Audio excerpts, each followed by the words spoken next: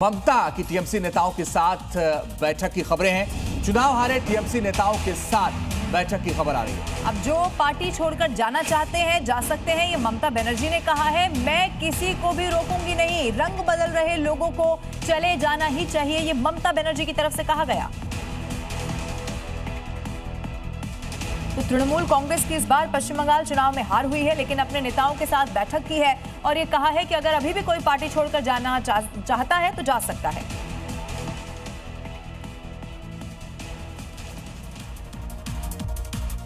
और अब देखिए क्राइम से जुड़ी इस वक्त की 5 अहम खबरें। छत्तीसगढ़ के कांकेर में सुरक्षा बल के जवानों को बड़ी कामयाबी हाथ लग गई है। सर्च ऑपरेशन के दौरान जवानों ने माओवादियों के ठिकानों का खुलासा कर दिया है। अब इसी दौरान भारी मात्रा में हथियार और गोला बारूद बरामद किया गया। जयपुर में रास्ते को लेकर दो पक्षों के बीच विवाद और मारपीट का मामला सामने आया। पूरी वारदात सीसीटीवी कैमरे में रिकॉर्ड हो गई है। पीड़ित पक्ष की शिकायत पर करीब 23 लोगों के खिलाफ मामला दर्ज किया गया। घटना 13 मई की रात की बताई जा रही है। पंजाब के गुरदासपुर में बेखौफ अपराधियों ने एक युवक को गोली मार दी और उसके साथ बुरी तरह से मारपीट की गई। स्थानीय लोगों ने घायल युवक को इलाज के लिए अस्पताल में भर्ती कराया। पीड़ित युवक ने बताया कि वो बाइक से आ रहा था कि तभी कार सवार 5 से 6 लोगों ने उसके साथ मारपीट की और गोली भी मार दी। बिहार के मधेपुरा में संदिग्ध परिस्थितियों में 2 बहनों की मौत हो गई है। दोनों के शव घर के अंदर लटका मिला, जिसके बाद गांव में हड़कंप मच गया। दोनों बहनें घर में अकेली थीं। घटना की जानकारी मिलने के बाद पुलिस मौके पर पहुंची और जांच में जुट गई। झारखंड के सिमडेगा में पुलिस ने एक ड्रग तस्कर को गिरफ्तार कर लिया है। आरोपी के पास से करीब 6 ग्राम ब्राउन शुगर बरामद किया गया। पुलिस पूछताछ में आरोपी ने एक और तस्कर का खुलासा किया। उसकी गिरफ्तारी के लिए पुलिस अब अलग अलग जगहों पर छापेमारी कर रही है। और अब पश्चिम बंगाल के आसनसोल से एक ब्रेकिंग न्यूज है, जहां बदमाशों का पुलिस चौकी में तोड़फोड़ से जुड़ी हुई तस्वीरें आ गई हैं। पुलिस चौकी पर ईंट पत्थर से हमला किया गया। पुलिस चौकी पर पथराव से दहशत फैल गई है। इस वक्त की बड़ी और अहम खबर आपको बता रहे हैं पश्चिम बंगाल के आसनसोल से, जहां पर बदमाशों ने पुलिस चौकी में तोड़फोड़ की है, हमला कर दिया है।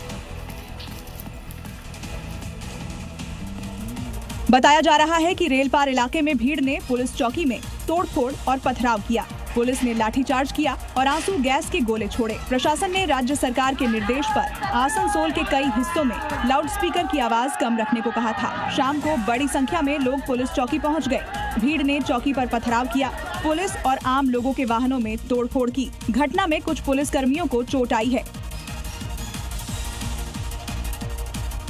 पश्चिम बंगाल में शुभेंदु सरकार के सत्ता संभालते ही पहले जुमे पर कोलकाता में जमकर बवाल हो गया। सड़क पर धार्मिक गतिविधियों पर रोक के बावजूद भी सैकड़ों लोग नमाज के लिए वहां पर उतर आए और मुख्यमंत्री शुभेंदु अधिकारी के खिलाफ नारेबाजी करने लगे। सरकारी आदेश के बावजूद भी सड़क पर नमाज की जिद करने वाले शुभेंदु के रूल ऑफ लॉ को चैलेंज कर रहे हैं।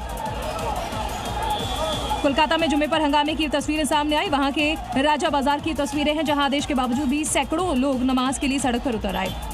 जब पुलिस ने वहां से हटाने की कोशिश की तो पुलिस से भिड़ गए, जिसके बाद अफरा तफरी का माहौल बन गया। दरअसल राजा बाजार में मुस्लिम समुदाय के लोग कई सालों से नमाज पढ़ते आ रहे हैं, लेकिन अब सरकार बदल चुकी है और तुष्टीकरण वाली घुट्टी भी खत्म हो गई है। शुभेंदु सरकार भी साफ कर चुकी है कि कानून सबके लिए बराबर होगा। सड़क पर धार्मिक गतिविधि नहीं हो सकती है, चाहे वो किसी भी धर्म का मामला हो। अगली बड़ी खबर भी पश्चिम बंगाल से ही जुड़ी हुई है, जहां तृणमूल कांग्रेस ने हेल्पलाइन नंबर जारी कर दिया है। वर्कर्स और समर्थकों के लिए ये नंबर जारी हुआ है। हमला, धमकी, तोड़फोड़ पर शिकायत करने के लिए कहा है टीएमसी ने। व्हाट्सएप और ईमेल से भी शिकायत की जा सकती है। तो टीएमसी ने बाकायदा एक हेल्पलाइन नंबर जारी किया और ये कहा है कि आप व्हाट्सएप कर सकते हैं अपनी शिकायत, साथ ही ईमेल कर सकते हैं। हमला और तोड़फोड़ को लेकर के शिकायत करने के लिए कहा गया। क्योंकि टीएमसी अब ये मान रही है कि बीजेपी की जब से सरकार बनी है तब से उनके कार्यकर्ताओं पर अत्याचार हो रहा है। और अब खबर पश्चिम बंगाल से, जहां आरजीकर रेप हत्या के मामले में मुख्यमंत्री शुभेंदु अधिकारी ने बड़ा फैसला लिया है। और इसी के साथ तत्कालीन police commissioner Vineet Goyal, DC Indira Mukherjee और अभिषेक गुप्ता को निलंबित कर दिया।